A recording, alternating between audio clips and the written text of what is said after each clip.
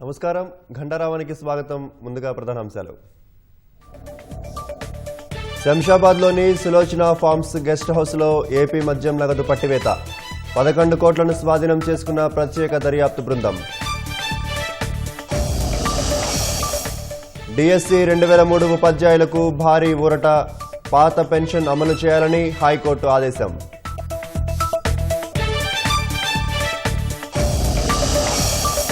మూసీ ఆక్రమణలపై హైడ్రా చర్యలు.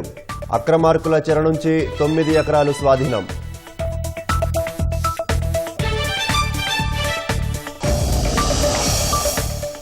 రష్యాలో 8.8 తీవ్రతతో భారీ భూకంపం.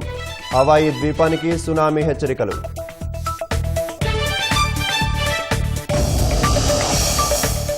నేడు నింగిలోకి దూసుకెళ్లనున్న నైసార్.